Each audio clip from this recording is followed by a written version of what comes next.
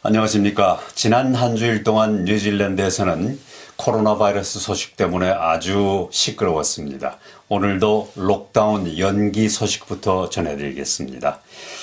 정부는 뉴질랜드 전역이 8월 27일 밤 11시 59분까지 4단계 경보를 유지하기로 결정하고, 오클랜드는 8월 31일 밤 11시 59분까지 록다운을 유지하기로 했습니다.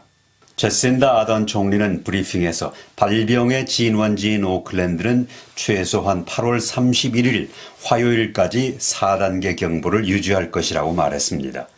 제신다 아던 총리는 코로나 바이러스 지역 감염자가 나타난 후 첫 감염자가 호주의 뉴 사우스웨일스주에서 귀국한 사람으로 확인됐다고 말하고, 입국 후 제트파크 호텔로 이동되기 전에 크라운 플라자 호텔에 있었다고 밝혔습니다. 아던 총리는 오클랜드에서 그동안 약 10만 8천 건의 검사가 진행됐고, 추가로 테스트 센터가 세워져서 대기 시간이 줄어들고 있다면서 줄을 서서 기다린 사람들에게 감사하다고 말했습니다. 아던 총리는 오클랜드가 감염의 주요 지역이기 때문에 오클랜드는 8월 31일 화요일 밤 11시 59분까지 경보 수준 4단계를 유지할 것이라고 말했습니다. 추가 조치는 다음 주 월요일에 검토될 예정입니다.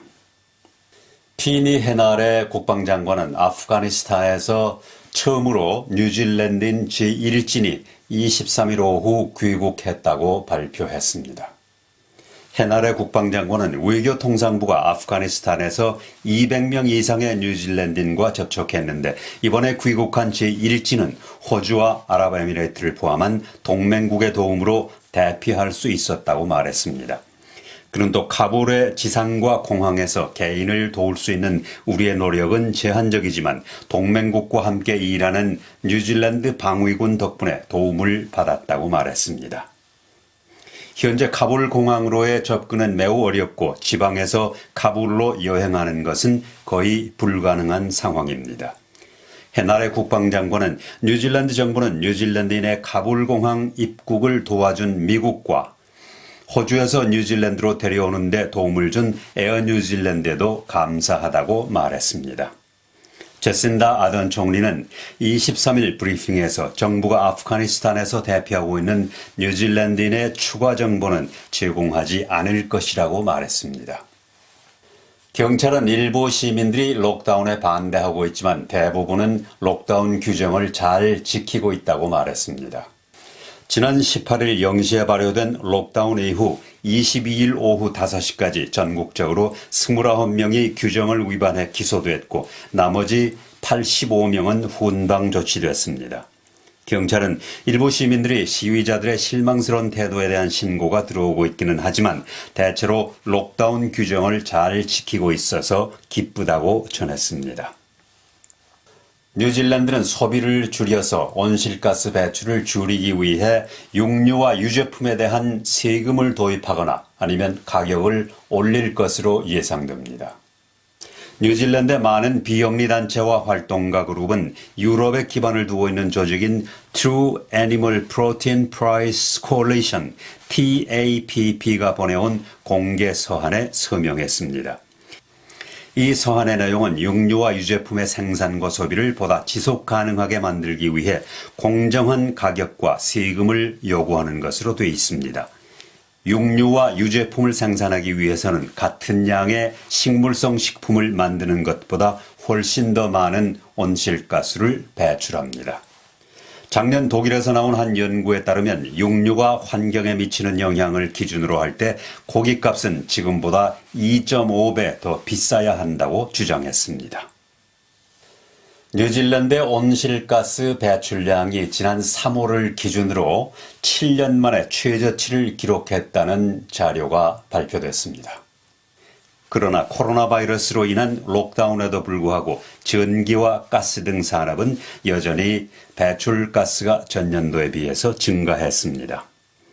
환경경제문제 전문가인 스티븐 오클리는 뉴질랜드가 작년 여름 가뭄으로 수량이 줄어들어서 수력발전이 영향을 받았고 화력발전에 많이 의존하면서 온실가스 배출량도 늘어났다고 설명했습니다.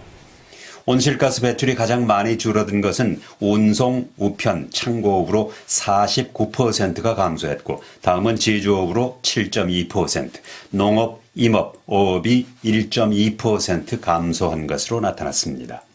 뉴질랜드는 2030년까지 온실가스 배출량을 2005년 수준보다 30% 줄이겠다는 목표를 정해놓고 있지만 가능성은 낮아 보입니다. 온실가스 배출량이 기록적으로 줄어들었지만 지난 3월 기준으로 연간 배출량은 2005년과 거의 같았습니다.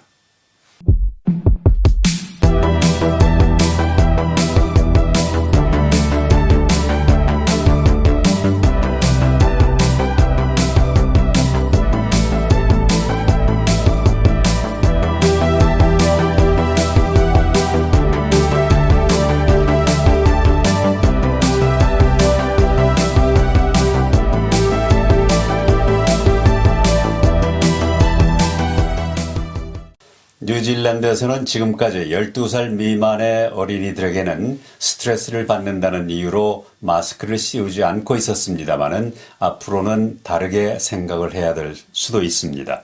공중보건 전문가는 뉴질랜드 보건당국이 어린이 마스크 착용 여부를 조심스럽게 고려해 보아야 한다고 강조했습니다.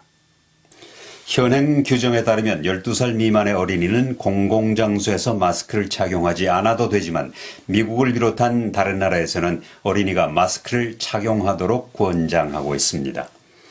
델타 변종 바이러스는 알파 바이러스보다 2배 더 전염성이 강하고 따라서 전 세계적으로 더 많은 어린이 감염이 보고되고 있습니다.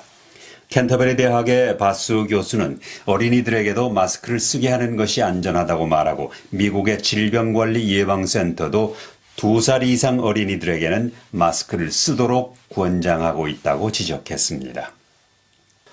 호주인들은 백신 접종률이 70%에서 80% 정도가 되면 록다운 이후에 정상 생활을 할 수 있도록 준비해달라고 스콧 모리슨 총리에게 촉구했습니다. 모리슨 총리는 23일 캔버라에서 열린 기자회견에서 록다운을 계속하는 것은 바람직하지 않다고 말하고 이달 초에 내각에서 동의한 대로 국민의 뜻에 따라 록다운을 끝내야 한다고 밝혔습니다. 모리슨 총리는 장기적으로 볼 때 지역사회에서 코로나 바이러스와 함께 사는 것이 무엇을 의미하는지에 대해 직설적으로 말하고 우리는 미래를 두려워하기보다는 수용해야 한다고 말했습니다. 지난 토요일 오후 호주 멜번에서는 4천여 명의 난폭한 군중이 마스크를 쓰지 않고 록다운에 반대하면서 구호를 외치고 시끄러운 음악을 틀면서 멜번 중심가를 누볐습니다. 빅토리아주 경찰은 218명을 구속하고 236명에게는 보건명령 위반 혐의로 5,452달러씩의 무거운 벌금을 부과했습니다. 한편 뉴사우스웨일스주에서는 시위자 47명을 구속하고 260여 명에게 벌금을 부과했습니다.